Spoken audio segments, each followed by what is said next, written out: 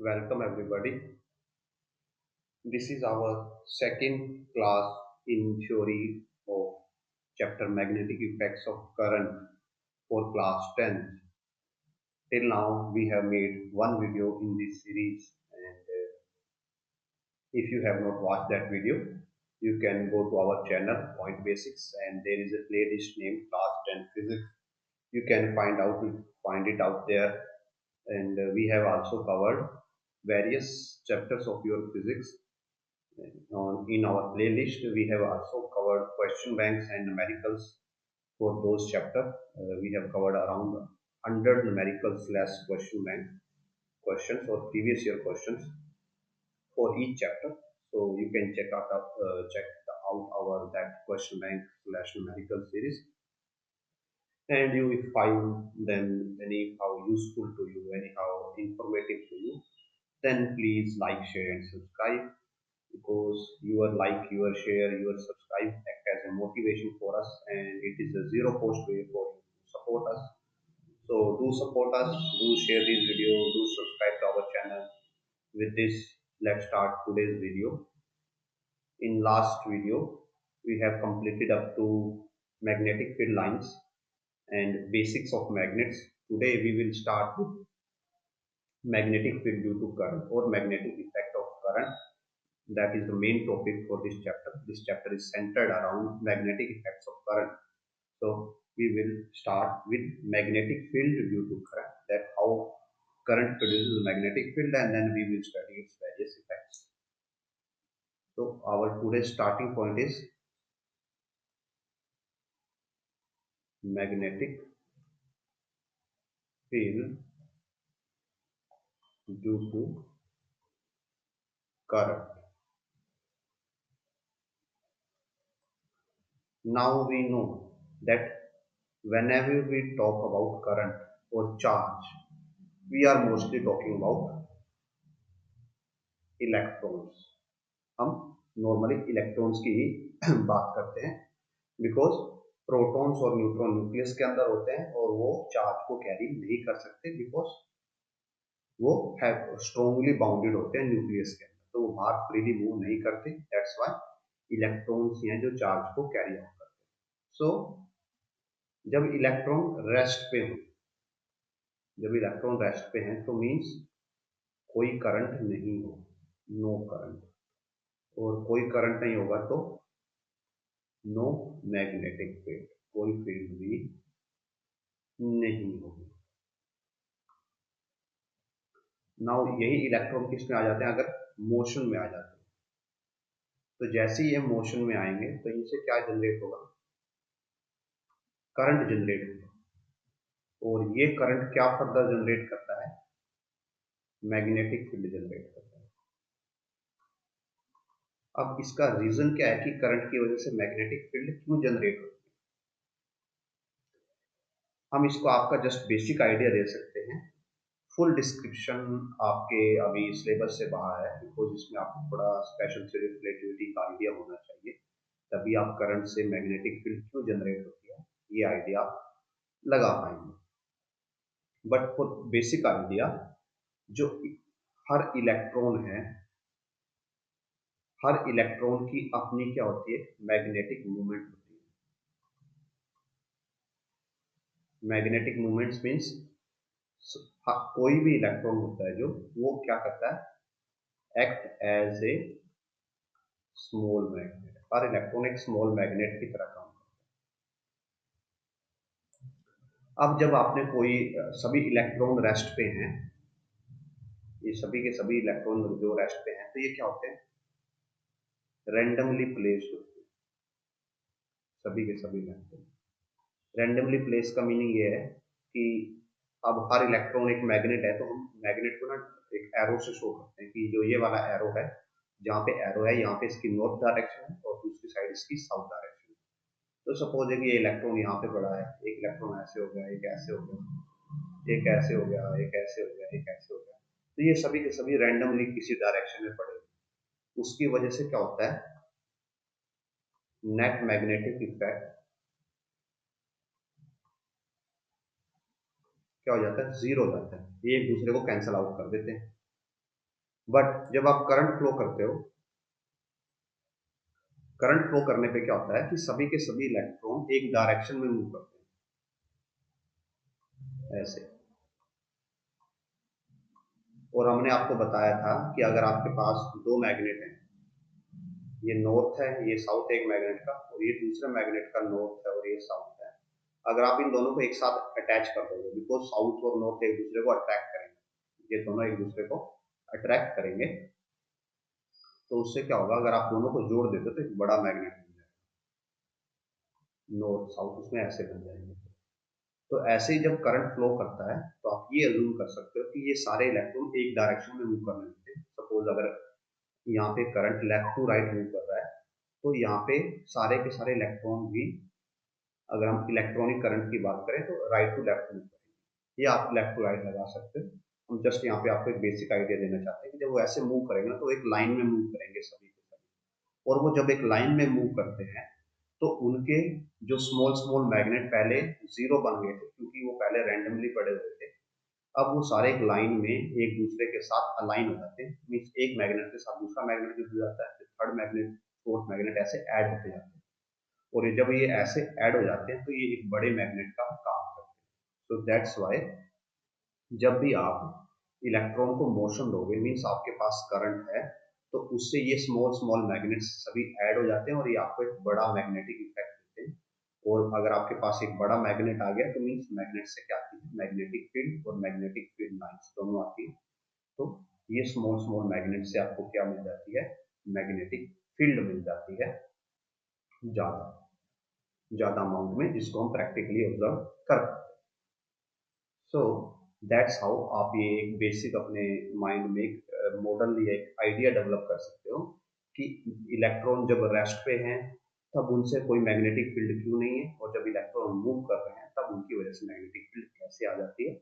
कि बिकॉज जब वो रेस्ट पे हैं तो उनकी डायरेक्शन रैंडम है, कहीं भी हो सकती है, और वो मैक्सिमम टाइम्स एक, क्योंकि नंबर ऑफ इलेक्ट्रॉन्स इतने ज्यादा होते हैं कि वो अपने आप को कैंसिल आउट कर पाते हैं मैक्सिमम टाइम्स। बट जब आप उनको करंट में फ्लो करवाओगे तो वो एक पर्टिकुलर डायरेक्शन में मूव करते हैं, और उसकी वजह से क्या होता है कि सबकी मैग्नेटिक मूवमेंट है जो वो एक दूसरे के साथ ऐड होती जाती है, सबका मैग्नेटिक इफेक्ट एक दूसरे के साथ ऐड हो जाता है, और आपको एक नेट इफेक्ट मिलता है जो कि नॉन जीरो है, जीरो नहीं है।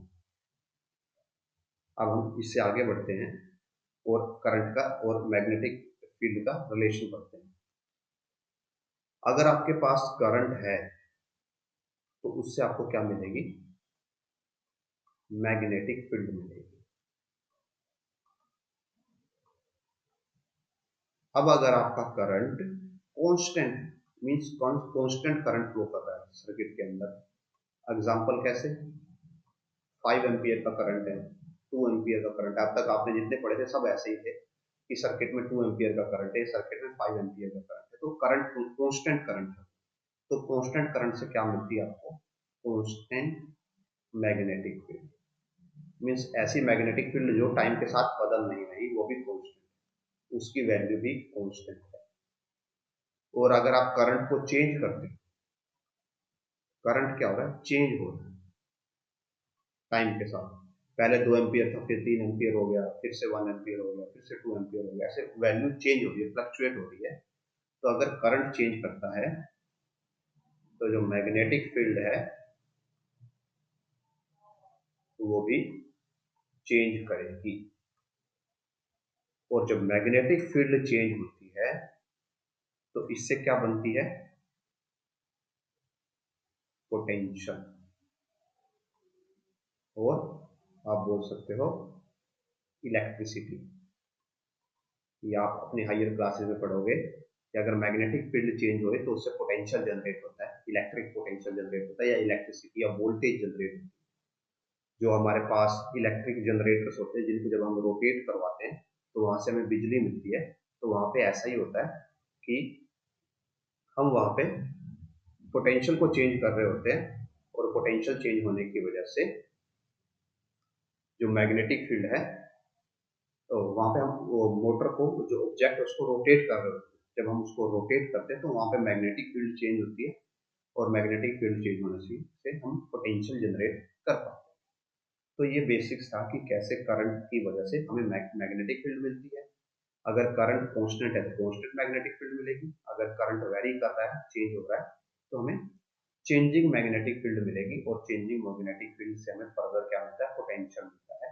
इसका काम जनरेटर्स में होता है, ट्रांसफॉर्मर्स में भी इसका यूज किया जाता है। सो ये था बेसिक इसका कि कैसे करंट से मैग्नेटिक फील्ड आती है। अब हम इसी टॉपिक से आगे बढ़ते हैं और मैग्नेटिक फील्ड के कुछ एग्जांपल लेंगे कि हम क्या करेंगे, हम करंट फ्लो करवाएंगे और अभी हम उनको सिर्फ बेसिक डिस्कस करेंगे, बाद में हम उनको डिटेल में डिस्कस करेंगे कि कैसे हम उनको एक्सप्लेन करते हैं। तो सम एग्जांपल्स,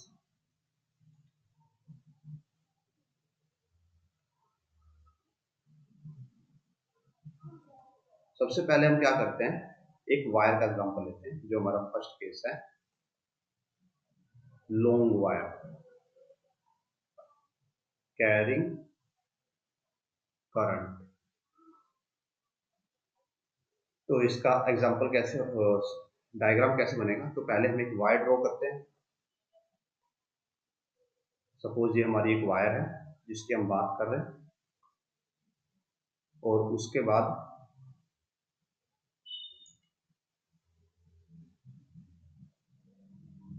हम इसको एक सर्किट में कनेक्ट कर देते हैं। यहाँ पे हमने एक रेजिस्टेंस लगा दिया जो करंट को कंट्रोल करेगा, और यहाँ पे एक बैटरी लगा दी, और यहाँ पे रेजिस्टेंस R है, बैटरी की वैल्यू V है, और जो करंट है दैट इज I। ये यहाँ से जा रहा है, ये पॉजिटिव, ये नेगेटिव, और यहाँ से वापस आ रहा है। अब ये जो वायर हम रेड कलर से शो कर रहे हैं कोई स्पेशल वायर नहीं है, जस्ट आपको दिखाने के लिए हमने इसका यूज किया है। ये जो ग्रीन वायर है यहाँ पे, ये भी सेम इफेक्ट देगी, इसकी भी अपनी मैग्नेटिक फील्ड होगी जैसे इसकी मैग्नेटिक फील्ड है, ठीक है। और यहाँ पे जो करंट है वो डाउनवर्ड है।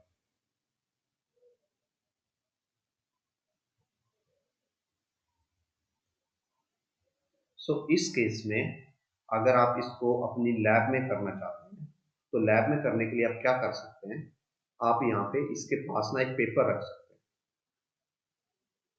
सपोज आपने इसके पास में एक पेपर रख दिया, और उस पेपर में आपने क्या रख दिया, थोड़ा सा आयरन रख दिया, बहुत ही स्मॉल पीसेस का। आपने आयरन को ग्राइंडेड आयरन लिया, जैसे आयरन का पाउडर होता है, वो आपने ऐसे आयरन का पाउडर लिया और यहाँ पे स्प्रेड करके रख दिया। फिर आप क्या करते हो, फिर आप इससे करंट, ये सर्किट को कनेक्ट करते हो, करंट को फ्लो करवाते हो। अब हम यहाँ पे एक स्विच भी लगा देते हैं सो दैट हम सर्किट को ऑन ऑफ कर सकें। बात,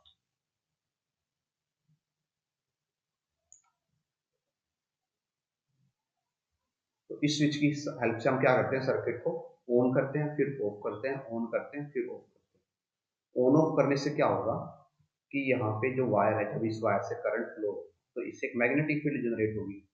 वो मैग्नेटिक फील्ड किस पे एक्ट करेगी, आयरन पे एक्ट करेगी, जो आयरन के स्मॉल स्मॉल पार्टिकल्स पड़े हैं इन पे एक्ट करेगी और इन पे फोर्स लगाएगी। और वो जब इन पे फोर्स लगाती है, तो जो आयरन के पार्टिकल्स हैं वो कैसे एडजस्ट करते हैं अपने आप को, जैसे कि जो मैग्नेटिक फील्ड लाइंस होती हैं, जैसे वो एडजस्ट करती हैं अपने आप को, तो उसके अराउंड की जो चीजें होती हैं वो भी मैग्नेटिक फील्ड लाइंस की तरह एडजस्ट करती हैं। तो ये सभी पार्टिकल्स जो यहाँ पे हैं वो आपको इस फॉर्म में अरेंज होते हुए दिखाई देंगे। हम आपको फिर से ड्रॉ करके दिखाते हैं।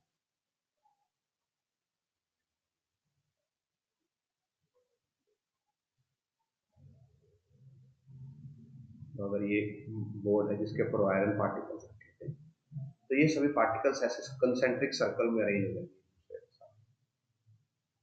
ये ऐसे सर्कल का एक पार्ट बन जाएंगे,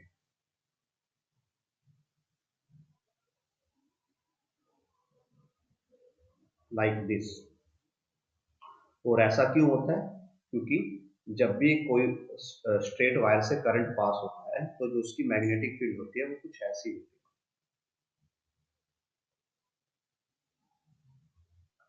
वो ऐसे सर्कुलर फॉर्म लेती है।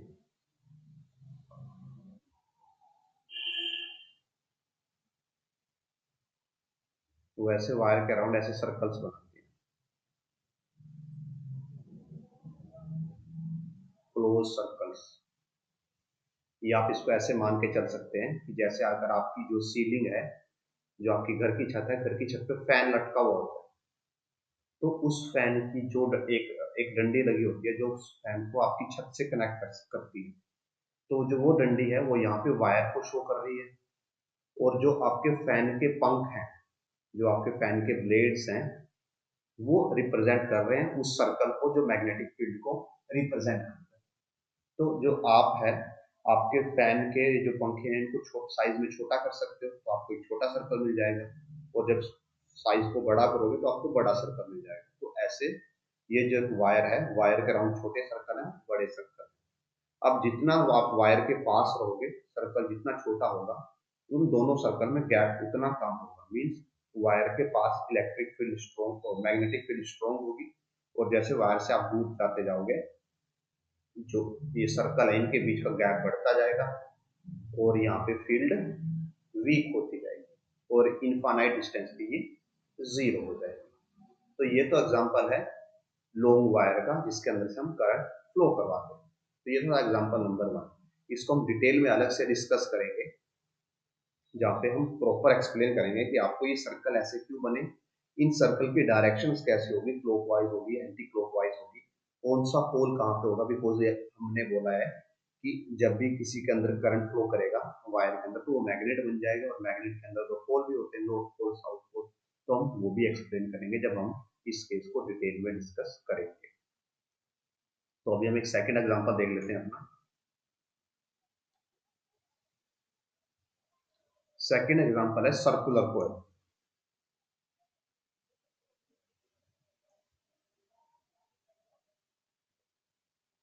कैरी करंट,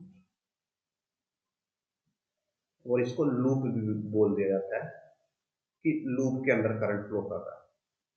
मींस आपके पास कुछ ऐसा डायग्राम है, ये एक लूप है, ये आपने लूप लिया, और इसको आपने एक बैटरी से, एक रेजिस्टेंस के थ्रू एक बैटरी से कनेक्ट कर दिया। ये पॉजिटिव, ये नेगेटिव, और यहाँ पे करंट फ्लो कर रहा है लाइक दिस। पॉजिटिव से जाएगा, यहाँ पे करंट फ्लो कर रहा है, इसके अंदर देखिए आप, ये एंटी क्लॉकवाइज करंट फ्लो कर रहा है। अगर आप बैटरी को रिवर्स कर देते तो इसके अंदर क्लॉकवाइज करंट फ्लो करने लग जाएगा। ओके, तो ये ऐसा एग्जांपल है। अब अगर आप इसको ये मान के चलें कि आपके पास ये एक वायर है, ये वायर का एक छोटा सा हिस्सा है, जैसे हमने वहां पे वायर थी, जो ऊपर वाला केस था हमारा। अगर हम इस वायर को हॉरिजॉन्टल बनाएं लाइक दिस, और अब हम इसकी मैग्नेटिक फील्ड बनाएं, तो वो मैग्नेटिक फील्ड कुछ ऐसे बनेगी, ऐसे सर्कल्स बनेंगे।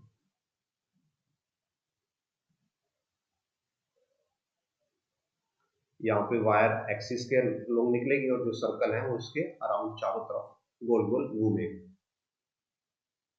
तो सेम हम यहाँ पे कर सकते हैं कि ये भी तो एक वायर है, तो इसके अराउंड भी ऐसे सर्कुलर फील्ड बनेगी। सो यहाँ पे जो फील्ड बनती है वो ऐसे सर्कुलर फील्ड बनती है।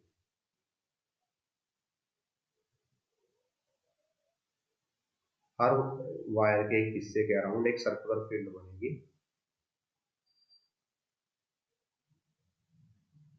और जैसे जैसे आप वायर से दूर जाते जाओगे, ये सर्कल का साइज बड़ा होता जाएगा। अगर हम आपको सिर्फ एक साइड के सर्कल्स दिखाएं इसके अंदर, लूप के अंदर, तो वो आपको कुछ ऐसे दिखाई दे। ये अगर ये हमारा लूप है, तो ये सर्कल ऐसे इसके अंदर जा रहे होंगे,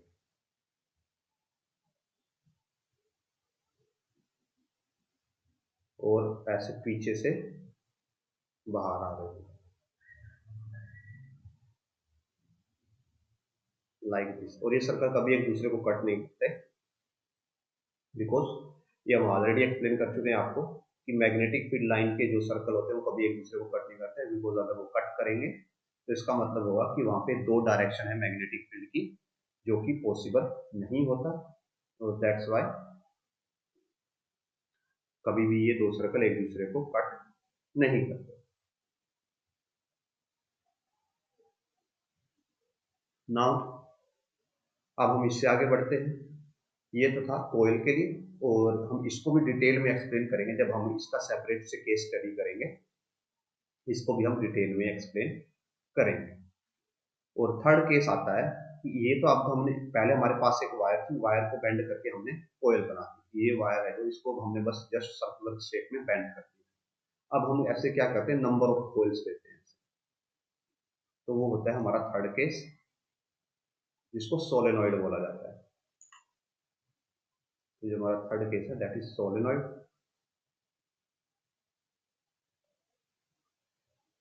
तो इस केस में क्या होता है कि जो आपकी वायर है उसको हम ऐसे स्प्रिंग फॉर्म में बेंड कर देते हैं, और फिर यहाँ पे एक रेजिस्टेंस के साथ यहाँ पे एक बैटरी कनेक्ट कर देते हैं, और इसमें जो करंट की डायरेक्शन हो जाती है दैट इज दिस, यहाँ से गोइंग और यहाँ से आउट गोइंग। सो इस केस में क्या होता है, ये बिल्कुल एक प्रॉपर मैग्नेट की तरह बिहेव करता है। और जैसे मैग्नेट के अंदर था कि फील्ड अंदर जा रही थी और फिर बाहर घूम के आ रही थी, तो यहाँ पे भी ऐसा होता है कि यहाँ पे ऐसे क्लोज लूप्स बनते हैं मैग्नेटिक फील्ड के। थोड़ा प्रॉपर वे बनाते हैं।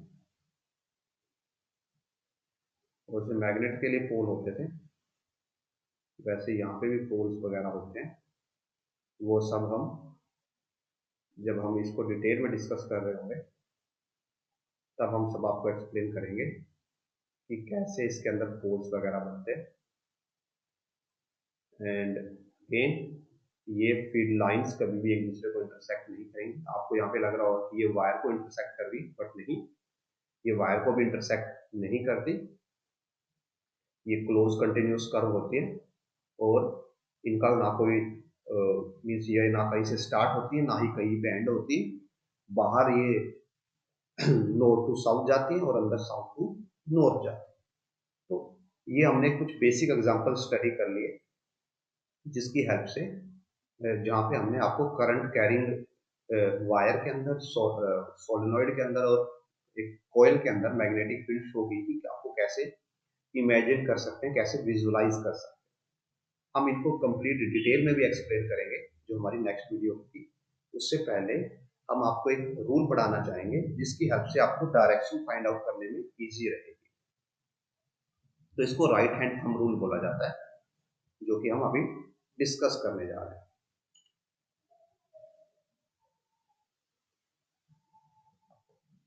राइट हैंड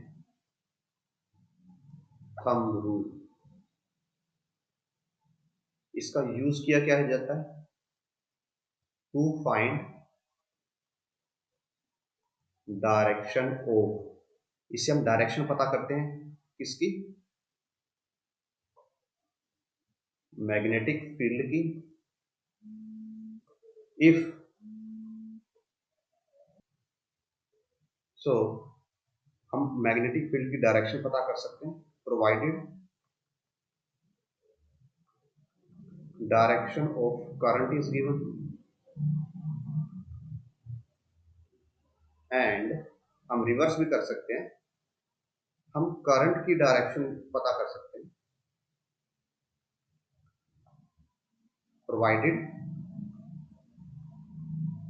हमें पता हो magnetic field direction.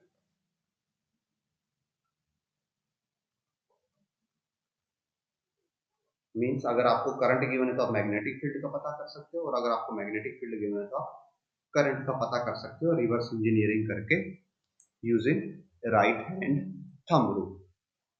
So first of all thumb rule है क्या, तो इसका एक्सप्लेनेशन जस्ट बेसिक सिंपल है दैट अगर आप अपने राइट हैंड को के जो राइट हैंड है उसको फोल्ड करते हो और उसका जो थंब है उसको ऊपर की तरफ बाहर निकालते हो, तो आपको कुछ ऐसा दिखाई देगा। तो आप देख सकते हो कि आपको कैसी सिचुएशन दिखाई देगी कि आपने क्या किया है, अपना राइट हैंड लिया है और उसमें आपने थंब को नीचे किया है और अपनी जो फिंगर्स हैं उनको फोल्ड किया।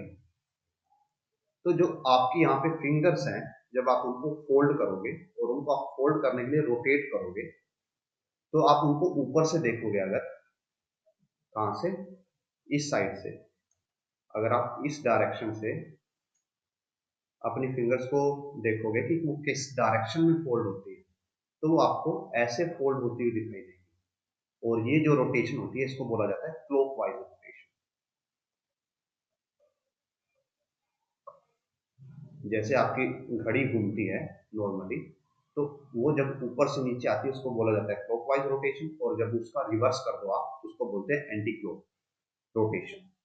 तो इस केस में जब आपकी फिंगर्स फोल्ड होंगी तो ये बनाएंगी आपको क्लॉकवाइज रोटेशन। मींस अगर आपके पास कोई वायर है और उसके अंदर डाउनवर्ड करंट जा रहा है ऐसे नीचे की तरफ, तो इसके अराउंड जो मैग्नेटिक फील्ड होगी वो एंटी क्लॉक रोटेशन होगी। मींस वो उसकी रोटेशन ऐसे होगी।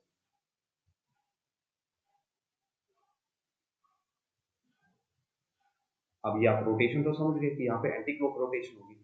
अब अगर आप इसका रिवर्स कर दो, मींस अगर कोई कंडक्टर है और उसमें करंट ऊपर की तरफ जा रहा है, तो उस केस में क्या होगा, ये जो आपका थंब है, ये जो आपका थंब है, अब ये थंब आपका ऊपर की तरफ जाएगा। तो उस सिनेरियो में क्या हो जाएगा, जब ये थंब आपका ऊपर की तरफ जाएगा तो अब अगर आप रोटेशन देखते हो, अब अगर अपनी फिंगर की रोटेशन देखोगे अपने अंगूठे की साइड से, तब आपको ये दिखाई देगा कि जो ये रोटेशन है, ये रोटेशन अब क्या है, एंटी क्लॉक है। इस टाइम पे रोटेशन एंटी क्लॉक होगी।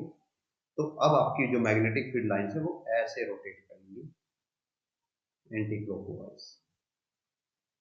मींस जस्ट ये डायरेक्शन क्लॉकवाइज और एंटी क्लॉकवाइज डिफर करेगी। अगर करंट आपका ऊपर की तरफ है, अगर हम यहाँ पे करंट लें और यहाँ पे डायरेक्शन लें रोटेशन की, तो अगर करंट ऊपर की तरफ है और हम इस पेपर की बात कर रहे हैं, मीन्स जो आपकी स्क्रीन है इसमें ऊपर की तरफ है, देन जो रोटेशन होगी वो होगी एंटी क्लॉकवाइज। और अगर करंट आपका डाउनवर्ड है तो जो आपकी रोटेशन होगी वो रोटेशन होगी क्लॉकवाइज। तो आप बेसिक रोटेशन तो समझ गए। अब आपको इस रोटेशन से पोल्स को समझना है कि आप इस रोटेशन से पोल्स कैसे डिसाइड करोगे कि नॉर्थ पोल कहाँ पे है और साउथ पोल कहाँ पे होता है। तो हमारे पास जो नॉर्थ पोल है साउथ पोल है उसके लिए आप एक बेसिक सी ट्रिक्स यूज कर सकते हो कि जब आप नॉर्थ लिखते हो तो this is our north pole and this is our south pole. तो जो आपका साउथ पोल है, अगर आप इसके दोनों साइड पे एरो लगा दो तो इसका मीनिंग है कि यहाँ पे रोटेशन लाइक दिस हो रही है, और ये क्या है, क्लॉकवाइज रोटेशन। तो जहां पे भी क्लॉकवाइज रोटेशन होगी वहां पे क्या होगा, वहां पे साउथ पोल बनेगा। और इसका रिवर्स अगर आप इसको ऐसे बना देते हैं तो this is anti clock rotation. और जहां पे भी एंटी क्लॉक रोटेशन होगी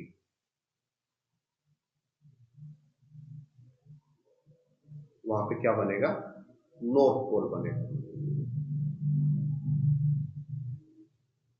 सो अगर हम इसकी एग्जांपल लें, पहले वाला ये इस केस को है, इसको हम केस ए बोल देते हैं। इस केस में करंट ऊपर की तरफ जा रहा था और अगर हम ऊपर की तरफ से देखते हैं तो हमें क्लॉकवाइज एंटी क्लॉक रोटेशन दिखती है, और इसी को अगर हम नीचे की तरफ से देखेंगे तो क्लॉकवाइज रोटेशन दिखेगी। जब भी एक टाइप की रोटेशन होती है तो अगर आप अपने व्यूइंग एंगल को बदल दो, मीन्स अगर आप ऊपर से क्लॉकवाइज देख रहे हो तो नीचे से वो एंटी क्लॉक हो जाएगा। मीन्स जब आप इसको ऊपर से देख रहे हो तो ऊपर से आपको क्या दिख रही है, एंटी क्लॉक रोटेशन दिख रही है। तो एंटी क्लॉक रोटेशन का मीनिंग है कि ऊपर कौन सा पोल होगा, साउथ पोल होगा। और नीचे कौन सा पोल हो जाएगा, नॉर्थ पोल हो जाएगा। अगर हम बी केस पे जाएं, जहां पे हमारे पास करंट डाउनवर्ड है, और जब हम ऊपर से इसकी रोटेशन देखते हैं तो ऊपर से हमें इसकी रोटेशन क्लॉकवाइज दिखती है। तो डाउनवर्ड करंट में ऊपर बनता है north pole and by force नीचे बनेगा साउथ पोल।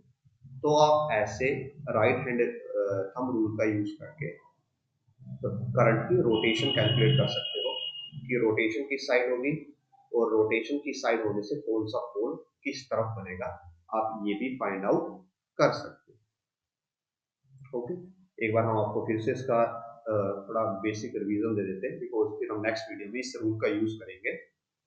जो ऊपर हमने तीनों केसेस डिस्कस किए हैं, उन तीनों केसेस में फील्ड की डायरेक्शन और पोल्स को एक्सप्लेन करने के लिए। तो राइट हैंड थंब रूल से हमें क्या मिलता है, हम मैग्नेटिक फील्ड की डायरेक्शन निकाल सकते हैं प्रोवाइडेड हमें करंट की डायरेक्शन गिवन हो, या हम करंट की डायरेक्शन निकाल सकते हैं प्रोवाइडेड हमें मैग्नेटिक फील्ड की डायरेक्शन गिवन हो। तो अभी हम पहले वाला पार्ट यूज कर रहे हैं, मैग्नेटिक फील्ड की डायरेक्शन निकाल रहे हैं, जहां पे हमें करंट की डायरेक्शन गिवन होगी। हम इस डायग्राम पे आते हैं एंड हम इसको ओरिजिनल सिचुएशन में लेके आते हैं अपने। तो ये इस केस में क्या है कि जो हमारा करंट है वो नीचे की तरफ जा रहा है, और जब नीचे की तरफ जाएगा तो अगर आप अपने राइट हैंड के थंब को नीचे करते हो और अपनी फिंगर्स को रोटेट करते हो और उसको ऊपर से देखते हो, यहाँ पे हम ऊपर से देखने की बात कर रहे हैं बिकॉज हम दोनों केसेस में अप साइड से ही देखेंगे। अगर आप उसको ऊपर से देखते हो तो आपको वो क्लॉकवाइज रोटेट होती हुई दिखाई देती है, और अगर क्लॉकवाइज रोटेशन है तो क्लॉकवाइज रोटेशन का मीनिंग होता है नॉर्थ पोल, ऊपर की तरफ नॉर्थ बनेगा। और अगर आप उसको नीचे से देखोगे तो वो आपको एंटी क्लॉक दिखेगा।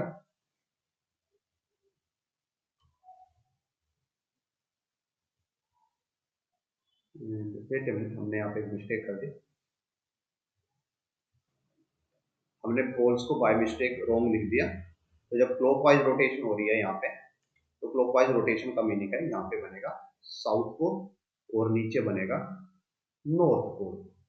अब अगर इसी हैंड को हम रिवर्स करते, तो जब हम इस हैंड करंट हमारा ऊपर की तरफ जाएगा तो हमारी डायरेक्शन क्या हो जाएगी, एंटी क्लॉक। और एंटी क्लॉक का मीनिंग होगा कि ऊपर जो बनेगा हमारा बनेगा दैट इज नॉर्थ पोल, और नीचे क्लॉकवाइज डायरेक्शन मींस नीचे बनेगा साउथ पोल। तो दिस वाज अ मिस्टेक, आप इसको करेक्ट कर लीजिएगा। तो अगेन, जब क्लॉकवाइज रोटेशन हो तो south pole, anti clockwise rotation हो तो नॉर्थ पोल। अब हमारी जो नेक्स्ट वीडियो होगी हम वहां पे इस रूल का यूज करेंगे to find out the direction, और हम तीनों केसेस को डिटेल में डिस्कस भी करेंगे। विद दिस आज की वीडियो को हम एंड करते हैं, एंड अगर आपको इस वीडियो से हेल्प मिली है, आपकी अंडरस्टैंडिंग इंप्रूव हुई हो, आपके कंसेप्ट इंप्रूव हुए हो, then please consider sharing this video, liking to our video. If you have any doubt, you can comment in comment section and subscribing to our channel, because it helps a lot when you subscribe and you share these videos. It is a zero cost way for you to support us. So please do support us, do support our work. Check out our previous videos also, and share your valuable reviews regarding those videos. With this, we will meet in next video. Keep sharing, keep subscribing. Thanks for watching.